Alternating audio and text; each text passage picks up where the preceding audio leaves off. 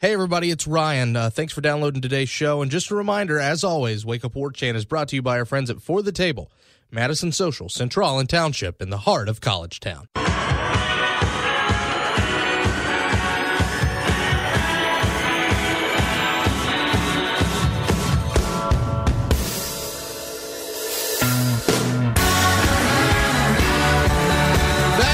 Ladies and gentlemen, from Tallahassee to Thomasville and from coast to Atlantic coast, it's time to Wake Up War Chant here on 97.9 ESPN Radio, and it's a very happy Thursday morning, September the 21st, you and yours. You're currently listening to the voice of Ryan Kelly. I'm the director of digital media at warchant.com. Drew Hickens on the other side of the glass. Drew, good morning, my friend. Morning. How are you doing? I'm just fine, bud. There's an interesting topic that I think we're going to touch and tackle this morning that I think we're going to have a good time with. So stick around just a couple minutes. We'll get into that. But first of all, thanks so much for waking up with us here at 6 a.m. on 97.9 ESPN Radio. Or maybe streaming over the apps, the TuneIn Radio app, our own WTSM app. They both work just fine. Of course, also streaming over the web on ESPNTallahassee.com. Podcast, iTunes, Podcast Republic, WarChantRadio.com, YouTube. You probably have a place by now, and if you do, we thank you for it. If you have not done so and you like the show, why don't you give us a 5-star review? Why don't you rate and subscribe? It helps us out, helps you out. It's a win-win situation. Radio@warchant.com. There's your email address. @WakeUpWarChant is your Twitter account. And as always, we can't do this without our friends at For the Table. Madison Social, Central, Township, all there in the heart of College Town. Speaking of which, 5 to 7 on Friday. That's tomorrow, by the way. You should head on over to Madso. Say hi to a couple of the members of the War Chant gang, and help us raise some money for the Kids First Fund with some celebrity bartenders. By the way, new celebrity bartenders being brought in. That's, first of all, Mike Martin Jr. Meat is going to be there serving you some cocktails. So make sure you're out there. Of course, our old buddy Greg Tisch going to be out there as well. So make sure that you are bringing some cash, tipping well, because all those tips going to go charity. Works out well. All right, so Ira's got a great story on the front page of War Chant at the moment, and I think it's very, very timely. I know why he did it, and a lot of it is because of it. Well, if you listen to the Jimbo Fisher call-in show last night, oh boy, people love them some Cam Akers. And it makes sense. He's a huge recruit. Some people literally in the offseason, especially some national folks, said by the end of his career, he's going to be better than Dalvin Cook ever was. There's so much hype. There's so much stuff going on. And then what we got to see of him in camp, he didn't quite look as great as he did in spring. It wasn't quite as great as we thought it was going to be. And then we hear towards the end that he did great in the sessions that we can't see. He's put his number 2 on the depth chart. And then the Alabama game happens. And he's the one spark they have in the running game. And I think, at least for right now, that might have been the worst thing possible for all parties involved, considering Florida State didn't win the game. Because I think everybody's gone a little stir crazy. And this isn't me telling you Cam Akers is a bad player. He's not. He's going to be really good by the end of the year. And by the end of the year, I wouldn't be surprised if he gets the most touches of any running backs. But I think we're just in a moment and a time and a place where people are just crazy to play a game. People are so ready to go. People are so ready to just see what this team looks like and what this offense looks like. Because Jimbo Fisher, it seemed like every other question last night, had to field a question about Cam Akers. And is he going to play quarterback? Is he going to get more touches? Is he going to, spend more time with his Urban Meyer's family? The list goes on and on and on. There's a litany of this. We had a guy who literally called in and asked, could Florida State switch to a wishbone with Akers at quarterback? I mean, don't get me wrong. I think the triple option with Florida State's athletes would be a lot of fun. But I think it's just that point that we've only played one game, and it's hard for people to realize that because we're a month into the season, and nothing's written or set in stone yet about this year, but because it kind of feels like it is, and for a couple teams, it actually is, people are trying to draw conclusions off one game. And once again, that's not me saying that Cam Akers shouldn't get touches, because he should. He's really good. But I just think a little brake tapping is in order. Maybe not a slam on the brakes, but just the idea that, listen, we're barely to the part of the season where you can hit the gas yet. Well, I also think this is what you see when a really good player leaves your school. People are so ready to crown the next and the next and the next. You saw it. You kind of saw it with Jameis, not with Sean or Everett, but more so with DeAndre. People give him these unrealistic expectations. We get it. Jameis threw 41 touchdowns as a redshirt freshman. That's unbelievable. He won the Heisman for a reason and a national title. He had an unreal team. Francois had a really good redshirt freshman year, but to a lot of people, they just, he's not very good because he's not Jameis Winston. Well, I hate to break it to a lot of people. There may not be another quarterback, at least for a long time, that trots through Florida State that's like Jameis Winston. And it's the same as Dalvin Cook, and it was the same thing at Florida with their little quarterback grave they got going. When you look at Tebow, everybody after Tebow, Johnny Brantley and everybody was supposed to be the next Tebow. They kind of gave up after Jeff Driscoll, though. Yeah. I'll give Florida fans credit that they were very quick to their fate. Like, yeah, who is it? Trayon Harris? Yeah, he's not the next team, but whatever. Yeah, but it was, the immediate future right after those players leave. It's everybody's been so spoiled by what a good player, a guy like Dalvin or Jameis is, that they kind of forget what the part of the course, maybe even above the course, players look like. Because guess what? DeAndre Francois is a really good quarterback, and Cam Akers is a really good running back, and Jacquez Patrick is a pretty good running back. But to a lot of people, when you've seen a guy kind of put your offense on his back at times the last 2 or 3 years and win you football games by running for 3 touchdowns and 200-something yards, you get a little spoiled. And I think people are eager to see that, especially when they say, oh, no, down goes DeAndre Francois. We have a true freshman quarterback back there. We got to the next Dalvin Cook has to be there to save the year. It doesn't have to be like that. 30 years later, and you can find someone in the great sovereign state of Georgia who will call whatever Georgia running back has just signed to the G the next Herschel Walker. It is a rite of passage at Georgia before they even arrive on campus. I tell you, this feller, he's just as good as Herschel. I tell you, it happens without fail. And I guess when you look at all this, people are just ready to play football. I think that's what it comes down to. And I know that's been an undertone of the show all week, that we can only talk NC State as much as we can. Because from our perspective, you kind of exhausted the well. There's only so much that we can really talk and chit-chat with when there's only been one game, and it was 3 weeks ago. And that's why I'm relieved, in the next segment, Matt Carter from the Wolfpacker is going to join us, and we're going to talk a little bit from NC State's point of view, because right now, from Florida State's point of view, we can only speculate so much. That's the thing about it being a second fall camp, is by the end of fall camp, you're just ready to play the dadgum football game. And if we feel like this, I can only imagine how the players feel. How does that locker room feel that they've literally been practicing football since the beginning of August, and in that time period of almost 2 months now, they've only played one game.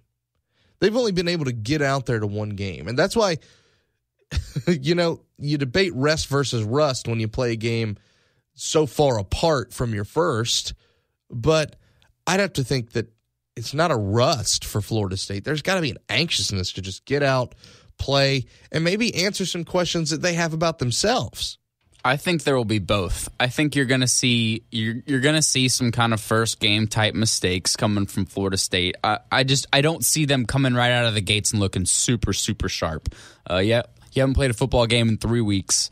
Hopefully, what the 3 weeks could do for you for the most is maybe fix that special teams a little bit. We've talked about it before on how bad that special teams was against Bama. You can't make a lot of corrections and changes within a week of practice, but you can make some changes that maybe have an impact in 3 weeks of practice. So hopefully they went and did something with that. We'll see how it all shakes out. But I expect some kind of first type game jitter mistakes. And that's to be said, by the way, that Florida State, other than the penalty wise, played a really clean game against Alabama. I mean, yes, a really clean game. I think probably most penalty free game they had even past last year. So that was interesting to see. So maybe this team is different. I don't know, but we'll see.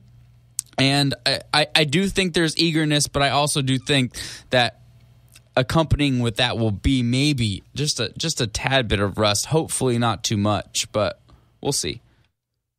I'm just ready for these 48 hours to go by. Football needs to get here again. It's been a little too long. Just a little too long. And the fact that it's almost here, it just kind of intensifies it a little bit more. But one thing that's already here is some Major League Baseball. And in case you didn't know, we're only, 9 days to October now? Playoffs are getting real close. We'll get you caught up on some of these races. It's while you were sleeping. Hello. Good morning. Wake up. Wake up. Wake me up. Good morning. Good morning. What happened last night? All right, let's start with some scores. It's the Athletics over the Tigers 3-2 in Detroit. Yankees defeat the Twins 11-3 Yankee Stadium. 9-2. That's the Fish over the Marlins over the Mets in Miami.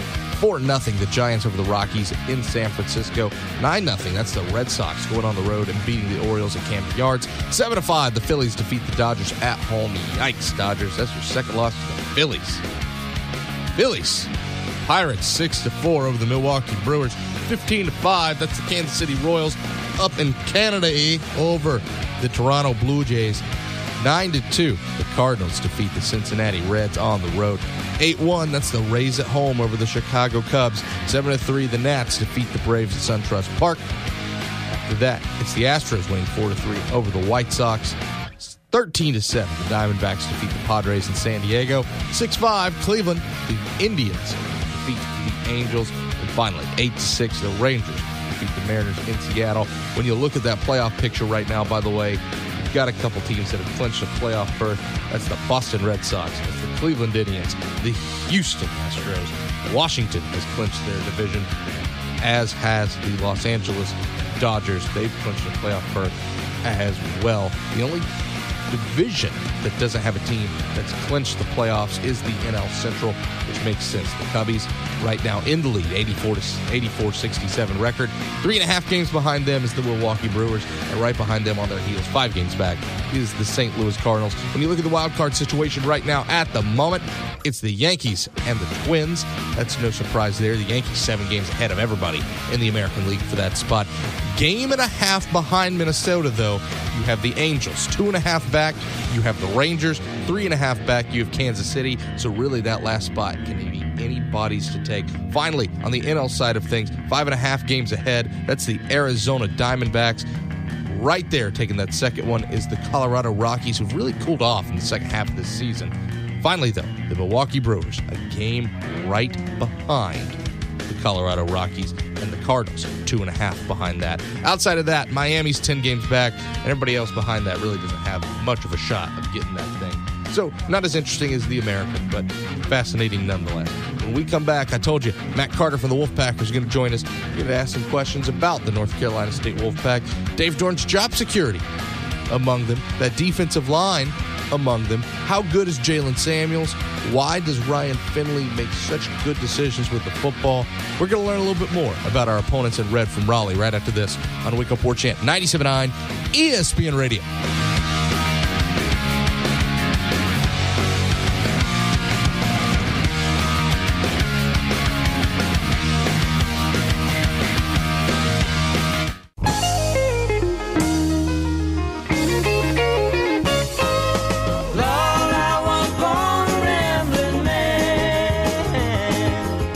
So we have broken down this game from the Florida State perspective 6 days to Sunday. There's only so much you can say when you've only got one game under your belt from the Seminole perspective, but there's plenty you can say from the North Carolina State perspective.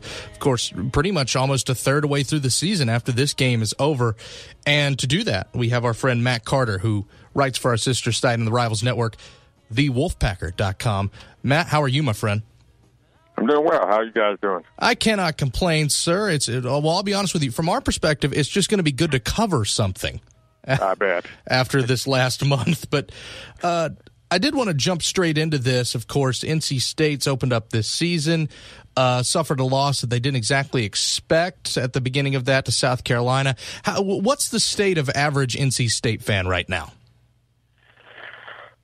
Good question. I think they were disappointed, not just with losing to South Carolina, but the manner of which they lost to South Carolina. I mean, I don't have the statistics in front of me, but they had over 500 yards of total offense, and I think South Carolina had just shy of 250 yards of total offense. And they doubled them up and just completely dominated statistically, and yet somehow lost the game by a touchdown.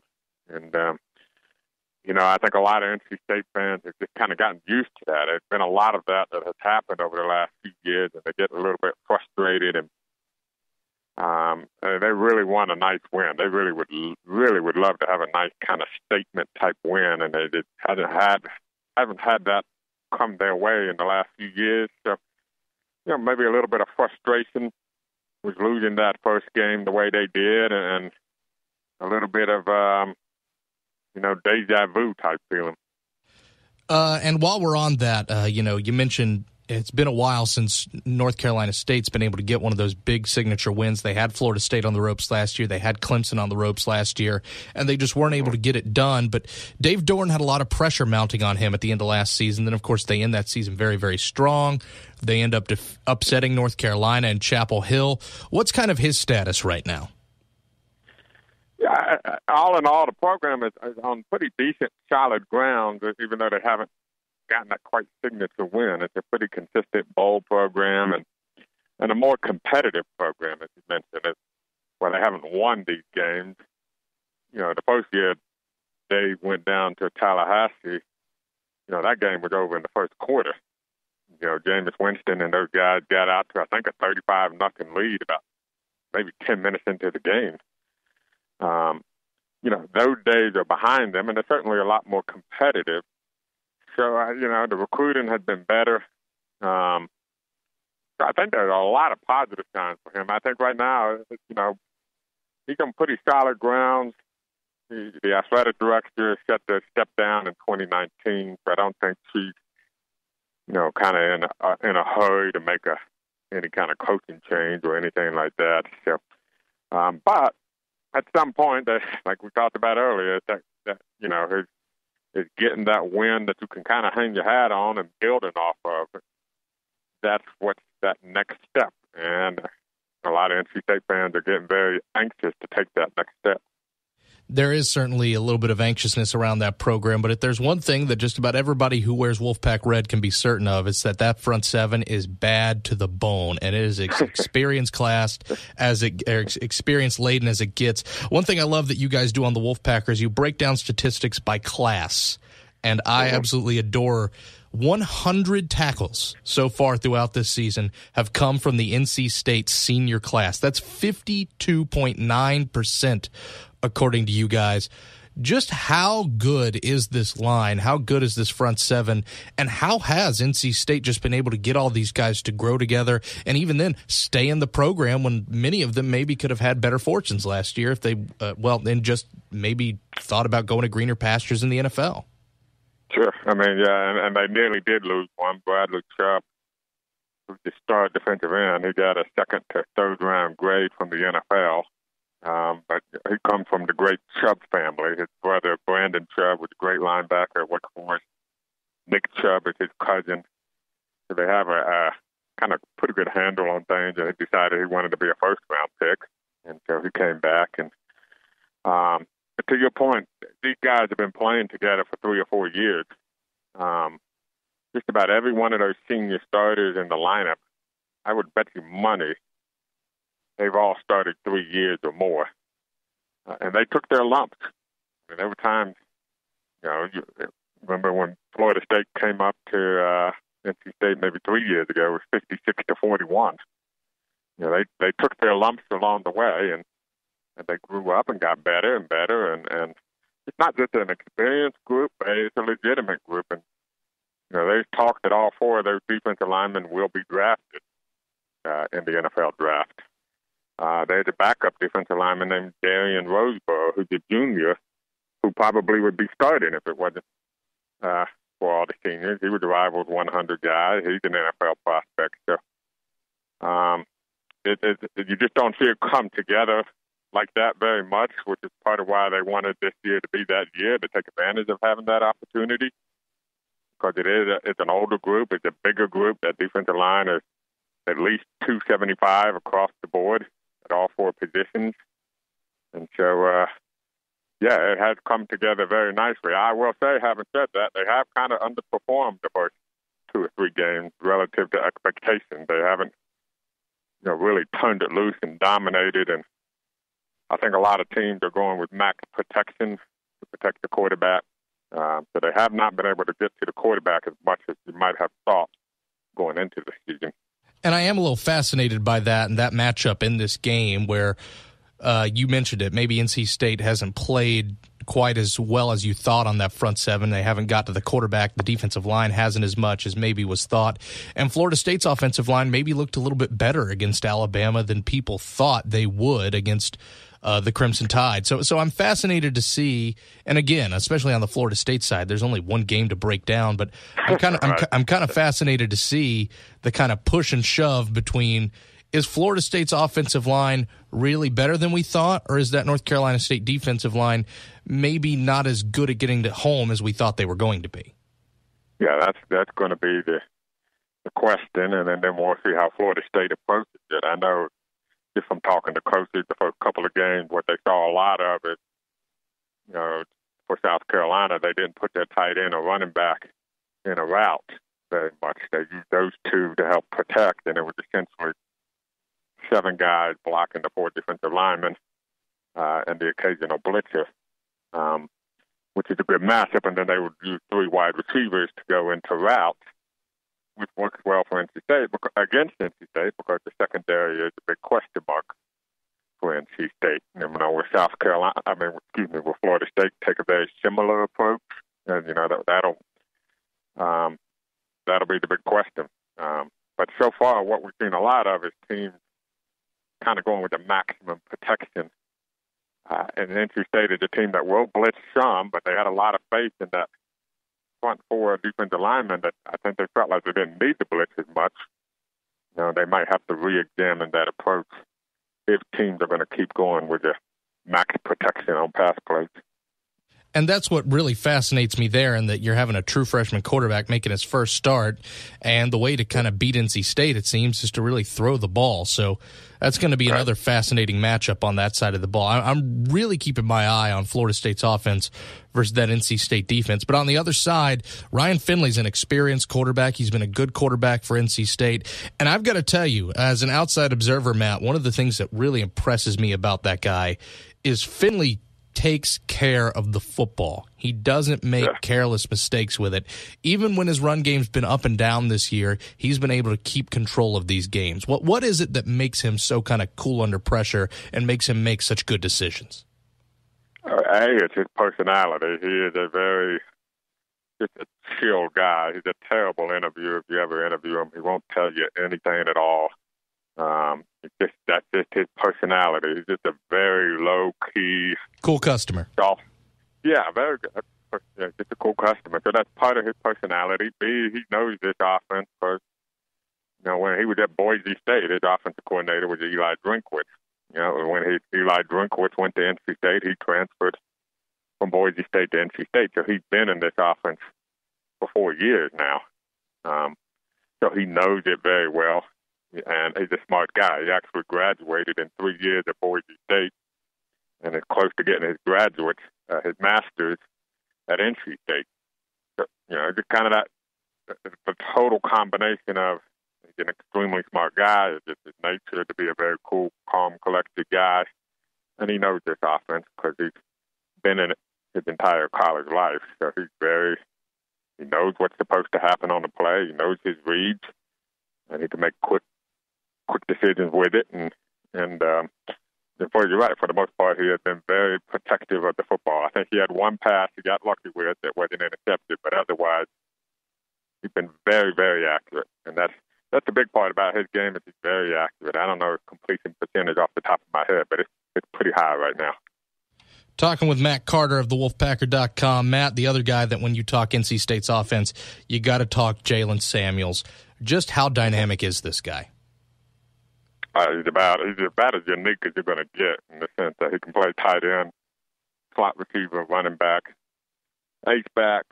He'll be all over the field. They'll run jet sweeps with him. They'll do a traditional handoff. They'll run deep routes with him, crossing routes with him. Whatever way they can get him the football, they will get him the football. And he could end up being second all-time at NC State in career touchdowns. He'll probably end up leading NC State in career receptions. He will have rushed for maybe over 1,000 yards by the end of his career. He's just a unique kid who you just don't see him come along that often. And he's pretty dynamic. He's fun to watch. It's kind of fun that you got him on one side, you got Joe and James on the other side who moves around on the defense and can do so many things on the defense. So you have two very dynamic players on opposite sides of the ball going against each other. Athletes all over the field in this game. And, Matt, before I let you go, I'm going to ask you the same 3 questions that I ask everyone who I interview from the other side. NC State wins if, NC State loses if, and how you think it shakes down on Saturday. NC State wins if they shut down the run, which they're pretty good at, and put all the pressure on James Blackman, and the moment might be a little bit too big for a true freshman at this point. And thus, offensively, Florida State struggles because I don't think NC State's going to put up a lot of points on that Florida State defense. I don't think many teams at all this year are going to put up a lot of points on Florida State. So that'll be if NC State wins. If they lose, James Blackman is the real deal, handled it like a pro, came out and took advantage of the matchups on the perimeter, got the time to throw the ball, and he got Florida State fans very, very excited going down the road, and they took care of business. My prediction is, NC State hasn't had a lot of luck down in Tallahassee. I think this will be a pretty competitive game. I think this is Dave Doran's best team at NC State. They really should be 3-0 right now. If they were, they probably would be ranked top 25. They were right on in that 30 range in the preseason and the polls. So it's a pretty good NC State team. But,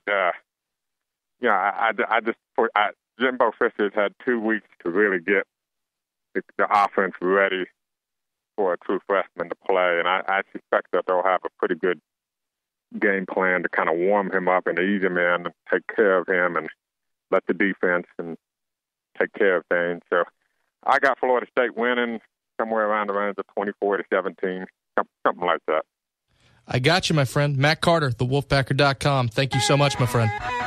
Yeah. Take care. All right, folks, there's more on the other end. It's Wake Up War Chant on 97.9 ESPN Radio.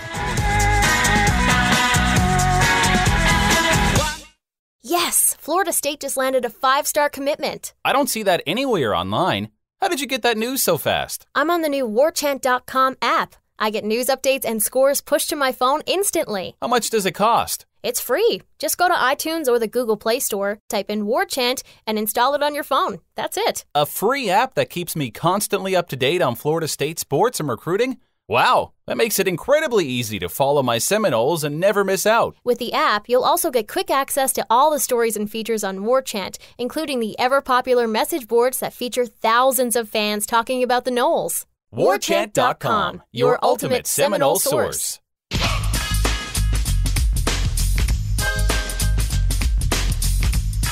It's a Thursday on Wake Up War Chant 97.9 ESPN Radio, brought to you by your friends at For the Table. Speaking of For the Table, it's a Thursday, so maybe you might be going out tonight. If you are, why don't you make your first stop For the Table, Madison Social, Central Township, 3 different experiences, one great deal for happy hour, 4 to 7 tonight. Make sure you're out there. But of course, from a Wake Up War Chant perspective, Thursday means it's time to play a little this or that. And I think we've got a couple fascinating questions this week, especially for as weak a slate of games as there is this weekend. There's still a couple interesting questions to ask about the season so far, now that we've got about a third of it in the books. Drew, first question. Worst loss? Texas losing to Maryland? LSU getting drubbed by Mississippi State? I'm going to go LSU getting drubbed by Mississippi State just because of all the hype more surrounding the pro. You kind of Texas, you didn't really expect them to come in there and blow the doors off. Now, granted, giving up 51 to Maryland in your home opener is pretty bad, but you knew there was going to be some growing pains there. You could say the same about Ed Orgeron, I guess, but I don't really feel like people felt that way. I think there was a lot of smoke blowing up a lot of butts about LSU this offseason. I never really bought it. And they lost 37-7. Texas lost by 10. I get it. It was Maryland, but I don't even know how good Mississippi State is. I doubt they're even that good of a football team. So I'll say that's the worst loss. That's why I thought that was a fun question, and that you don't expect anything from Texas, but you also don't expect them to lose a game that they were favored by 19, I want to say, in that contest, something of that nature. LSU, I mean, you got to be better than that. I've been low on LSU all year. Until they get an offense, I'm going to continue to stay low on LSU. But the fact that 37 to, I don't know. I'd probably say LSU, but it's a really close one in my estimation. That's just me. More likely, Kentucky breaks the 3-decade streak against the Florida Gators, or Pitt covers the 7.5 against Georgia Tech. I can't believe that spread is only 7.5. Has Vegas seen Pitt? Yeah, Pitt's awful. I mean, Pitt's so bad that when they were playing Penn State, I was very, very close to taking Penn State with a 20.5 point spread. And you'd have been almost right. Almost right. They won by 19. So honestly, I get that there's, listen, I'm not going to pick Kentucky because I don't just pick against 30-year streaks, but I think it's more likely that Kentucky beats a bad Florida team at home. It's almost like people didn't watch that Florida team last week. They were terrible. I don't care that they won on the Hail Mary. It doesn't take away all their issues as a football team. Kentucky's looked okay. They beat South Carolina, who's supposedly kind of good. I doubt it, but again, I think that's going to be another kind of gross game to watch, but I think it's more likely that Kentucky beats Florida than Pitt covers that spread against Georgia Tech. I think that's true, and I also think it's hilarious. I'm thinking Kentucky to beat the streak, and I also think Kentucky might get blown out. And I say that just off track record in that look at times where Florida and Kentucky have both come into this game looking bad. And outside of a handful of times over the last couple years, outside of like 2014 and 2015, Florida still finds a way to blow them out. 2010, Florida found a way to blow them out. Last year, Florida looked like Texas Tech in the height of their powers under Graham Harrell and Michael Crabtree against Kentucky. Florida did, with Luke Del Rio at quarterback. Mark, that's a lot of bending and breaking, pal.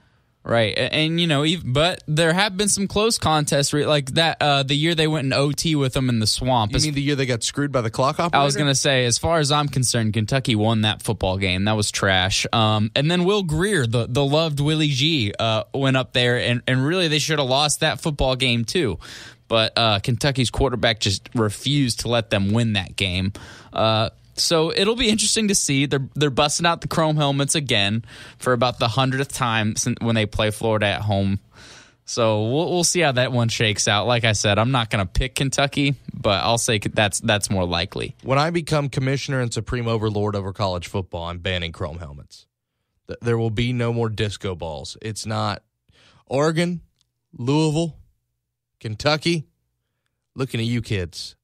We ain't doing this anymore. It's stupid. And does anybody like how they look? I like Louisville's and Oregon. Oregon tends to have decent uniforms. It kind of depends what they wear them with. But Kentucky is Kentucky. I mean, at least Louisville and Oregon have won some football games in the past. Kentucky busting out the chrome, it's like it's a little try hard to me. But I'm far more fond of Oregon's helmets with the O on the side than the one with the wings. That's just me. Who's in bigger trouble? Brian Kelly at Notre Dame, Mike Riley at Nebraska. They're both in trouble. Yeah, you think? But I'd say Kelly. Actually, gosh, that's hard because Nebraska just lost to NIU at home. Northern Illinois at home. Gosh, that's tough. I think they're both going to get fired at the end of the year.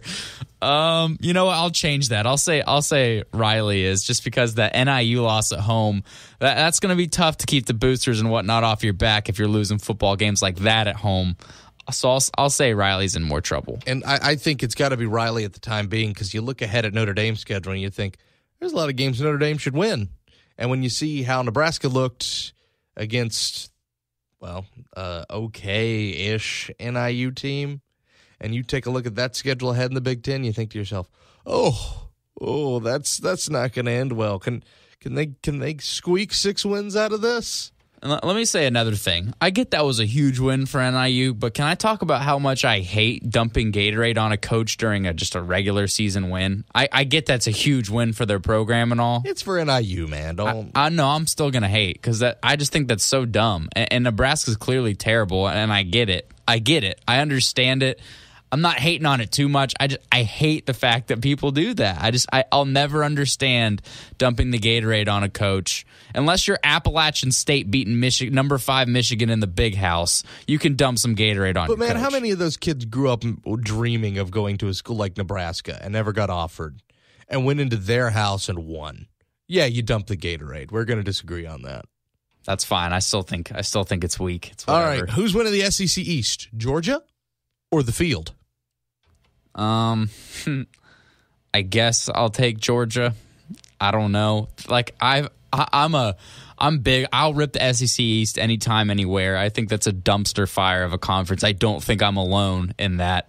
I guess I'll take Georgia just because everybody else has looked so terrible. I mean, for all we know, Vandy could sneak up and win that thing. I mean, I surely don't know. But I'll take Georgia. More likely to not be in the playoff. Does Oklahoma and Oklahoma State cannibalize each other and leave the Big 12 out? Or does USC stub their toe and leave the Pac-12 out? I'd say it's more likely that USC stubs their toe and doesn't get in. I don't like anything that I've seen from USC so far this year. I just don't have faith in them right now. And I've seen Oklahoma and I've seen Oklahoma State, and they both looked really good. Oklahoma has arguably the best win in college football to this point. Ohio State at Ohio State. Oklahoma State has beat the tar off of everyone they've played. That's going to be a really interesting football game. But I think it's easy to say that both those teams are good enough that regardless of how that one shakes out, the other could win out the rest of the time and could be 11-1-ish. So I think it's more likely that USC loses. I think it's hilarious that you look at the Big 12 title game and it could literally be back-to-back weeks of bedlam because there are no divisions in the Big 12 to set up their title game. It's just a straight round robin. You could honestly have Oklahoma State last week of the season. You could have that conference championship weekend. And if the Pac-12 stubs their toe, the SEC and the ACC don't have a viable second option, and the Big Ten cannibalizes each other, you could see both of them in the playoff. Well, that's the thing. If they're both 11-1 and maybe they play each other 2 weeks in a row and they split those games, and you know that they're both really good football teams, and other teams around different conferences have not had a good year, and they've stubbed play their it toe. again. Yeah, I mean, maybe not match them up again, but they probably both deserve to be in the playoff regardless. I just don't see how you could keep one of them out based off the fact that they lost to a really good team and then also beat a really good team in the last 2 weeks of the year. Well, let's face it, against a rival in a really unfortunate situation, if that's how it were to play out. Us Florida State fans are no what's the word I'm looking for? We're no stranger to having to do that with the Florida 96 national title. I was 2, but still, so it's just it would be an unfortunate situation to see it play out like that. But if it did, you could see the scenario to where they could both make it. 2 more questions. We got to be a little quicker. And the SEC on this one, more likely to leave for greener pastures, Dan Mullen or Derek Mason? Derek Mason. I'm with you. Dan Mullen has exhausted he should have left when he could. He didn't. He's not leaving. His best bet is to stay in Mississippi State, let them overpay him, and that's my take on that. I don't know if it's his best bet, but at this point, when is he going to leave? What job are you leaving for, buddy? So it's his best bet. So it's got to be Derek Mason. It's got to be Derek Mason because, I mean, if Vandy wins 8 games like you think they can in the East, I mean, people are going to come calling just like they did for James Franklin. Maybe even the Nebraska job. Finally, worst game. We got a college game on Sunday, and we have a pro game tonight. ECU versus UConn, or the Rams and the Niners. Ugh. I hate Thursday night football. It's never good. It's always terrible football teams. I'll say the Rams and the Niners, honestly, just because there's just nothing to it for me. Not that I'm going to sit down and watch that ECU UConn game, but at least it's college football, I guess. I'll say Rams Niners. It was fun. I was scrolling through Twitter this morning. Get this. Last 22 games for the San Francisco 49ers. Against the Rams, 3-0. Against everyone else, 0-19. Yowza. Yikes. Even then, I want to tune in just because I think Los Angeles might actually be decent, and I want to see what they do against a bad team that's owned them over the last couple of years. And ECU UConn. ECU gets everything they deserve for chasing off Ruffin McNeil, and UConn is still coached by Randy Edsall, and that's pretty much all you need to know about that. We're putting a ball on it after this. Wake Up War Chant, 97.9 ESPN Radio.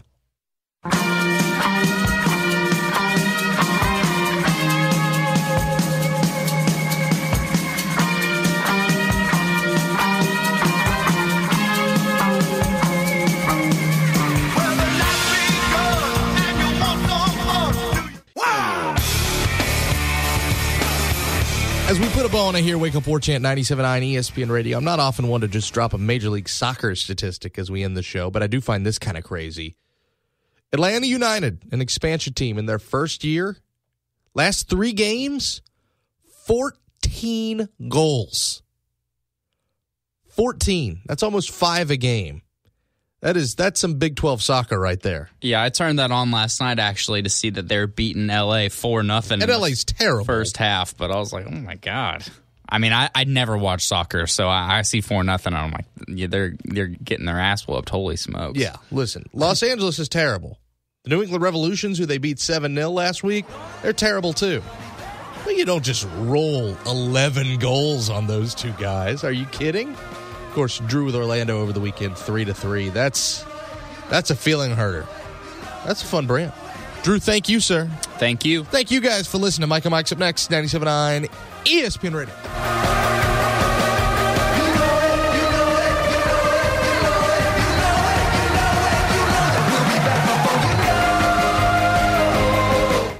WarChant.com is the ultimate inside source for FSU football and recruiting. And now you can get in on the action for free for an entire month. WarChant.com is offering a risk-free 30-day trial subscription. Get full access to the #1 website covering the Seminoles just by entering the promo code WarChant30. That's WarChant30. Sign up and get in on the world's most active FSU message boards. Receive breaking news, stories from our award-winning staff, plus get exclusive interviews and videos. Just enter the promo code WarChant30. WarChant.com, your ultimate Seminole sports source. Hey, thanks for downloading today's show. If you haven't already, why don't you rate and subscribe us? We certainly do appreciate it, and of course, we appreciate you listening anyway, so just go ahead and click that right there. You know you want to. Come on. Come on. Thanks again for letting us do the show. We love giving you all the football, basketball, baseball, recruiting, all year round. Not just football season, not just spring practice, but hopefully giving you the freshest and newest FSU content every day. Thanks, guys.